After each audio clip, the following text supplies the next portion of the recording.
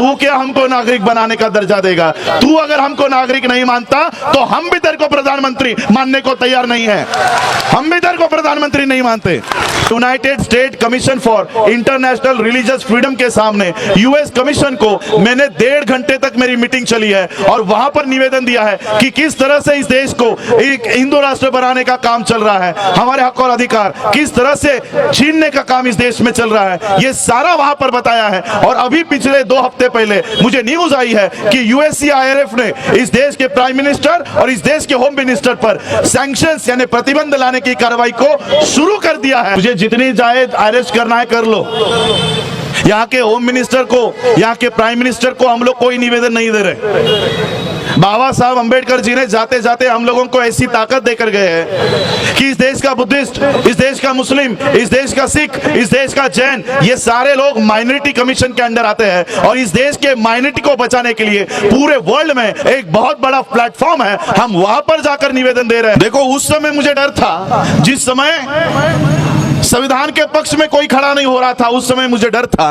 लेकिन आज मुझे आप लोगों को देखकर यह लग रहा है कि ये 5 साल 10 साल छोड़ो, आने वाले 1000 सालों तक बाबा साहब के संविधान को कोई हाथ नहीं लगा सकता। ये आप लोगों की वजह से आज मुझे सिक्योरिटी मिली है। पूरे मीडिया को बताना चाहता हूं ये क्या है। 1925 में आरएसएस की स्थापना हुई। आरएसएस ने उस समय इस देश को हिंदू राष्ट्र बनाने का एक कसम, एक बीड़ा उठाया है और 100 साल के पहले इस देश को कानूनी तौर पर हिंदू राष्ट्र घोषित किया जाएगा। और वो कैसे घोषित किया जाएगा? पाकिस्तान से, बांग्लादेश से, अफगानिस्तान से आए हुए जो लोग हैं, वो 31 दिसंबर 2014 के सारे लोगों को इस देश की नागरिकता दी जाएगी। 31 दिसंबर 2014 तक के सारे भारत के बाहर से आए हुए लोग इस देश में नागरिक बन जाएंगे और इस देश के जो लोग हैं, जो एससी, एसटी, ओबीसी के लोग हैं, माइनॉरिटी के लोग हैं, अगर 1971 के पहले के डॉक्यूमेंट उनके पास नहीं है तो उनकी नागरिकता जाएगी। नागरिकता नहीं है। इस देश को ऑफिशियल हिंदू राष्ट्र घोषित करने का काम इस देश में चल रहा है और इस देश का प्रधानमंत्री हमको कहेगा कि किसको नागरिकता देंगे और किसको नहीं देंगे। वोट लेते समय हमारा वोटिंग कार्ड चला, वोट लेते समय हमारा रेशन कार्ड चला, वोट लेते समय हमारा आधार कार्ड चला। अब नागरिकता देने की बात आई तो वोटर कार्ड नहीं चलेगा, आधार कार्ड नहीं चलेगा, पासपोर्ट नहीं चलेगा। ये कह रहे हो अगर हमारा वोट लेते समय हमारे ये कार्ड चल रहे थे और आज अगर ये इनवैलिड हो रहा है तो सबसे पहले इस सरकार को इनवैलिड घोषित करना होगा। अगर हमारे वोट नहीं चल रहे तो उस वोट के ऊपर बनी हुई ये सरकार भी नहीं चलनी चाहिए। ये प्रधानमंत्री हमको कहता है कि किसको नागरिकता देंगे और किसको नहीं देंगे। अरे तू क्या हमको नागरिक बनाने का दर्जा देगा? तू अगर हमको नागरिक नहीं मानता तो हम भी तेरे को प्रधानमंत्री मानने को तैयार नहीं है। हम भी तेरे को प्रधानमंत्री नहीं मानते। राष्ट्रपति के पास निवेदन नहीं दे रहा। मुझे जितनी चाहे अरेस्ट करना है कर लो। यहाँ के होम मिनिस्टर को, यहाँ के प्राइम मिनिस्टर को हम लोग कोई निवेदन नहीं दे रहे।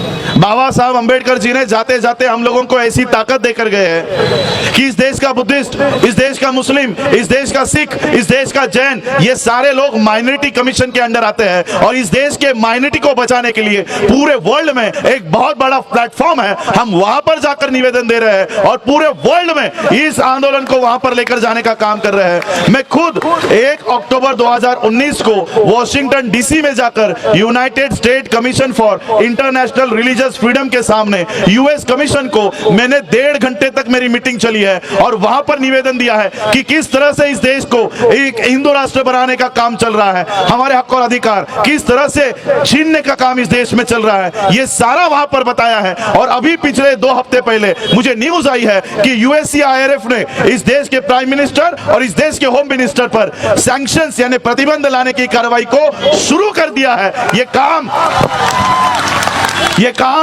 हम लोगों को इंटरनेशनल प्लेटफॉर्म से करना होगा क्योंकि इस देश का सारा सिस्टम आरएसएस ने अपने हाथ में ले लिया। सुप्रीम कोर्ट, इस देश की पुलिस, इस देश का संसद, इस देश की न्यायपालिका, सुप्रीम कोर्ट के जज 6 महीने पहले सुप्रीम कोर्ट के कंपाउंड में आकर क्या कहते हैं पता है? प्रेस कॉन्फ्रेंस लेके सारे कैमरा के सामने justice Gogoi, justice Chelameswar, justice Joseph ये हम लोगों को कह रहे हैं कि भारत का जो लोकतंत्र है, डेमोक्रेसी है, वो खतरे में, इसको बचा लो। 6 महीने पहले हम वो टीवी पे देख रहे थे, मैं सोच रहा था कि सुप्रीम कोर्ट के टॉप मोस्ट जजेस हम लोगों को कह रहे हैं कि लोकतंत्र खतरे में। मैं बैठे बैठे सोच रहा था कि आप क्यों बैठे हो सुप्रीम कोर्ट के कुर्सी पर? ये आपका काम है लोकतंत्र को बचाना, आप हमको बता रहे हो कि लोकतंत्र बचा लो। सुप्रीम कोर्ट हमको कह रही है कि लोकतंत्र बचा लो। आपके दिल्ली में मैंने एक प्रोटेस्ट देखा, एडवोकेट्स का प्रोटेस्ट।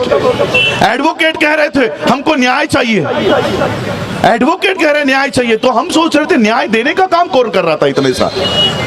पुलिस कह रही थी हमको सुरक्षा चाहिए। आज पुलिस ऑफिसर्स की वर्दियों को पहनकर हमारे बच्चों को पीटा जा रहा है, मारा जा रहा है, गोलियां मारी जा रही है। ये आरएसएस के लोग हैं, ये कोई दिल्ली पुलिस नहीं है, ये कोई यूपी पुलिस नहीं है, ये आरएसएस के फुल टाइमर। इनके पास वर्दी कहां से आती है? इसलिए मोदी को हटाकर नहीं होने वाला, अमित शाह को हटाकर काम नहीं बनने वाला। अगर हम लोगों को, आने वाली पीढ़ियों को अगर सुरक्षित रखना है तो इस देश में से आरएसएस को हटाना होगा, तब तक हम लोग सुरक्षित नहीं बैठने वाले।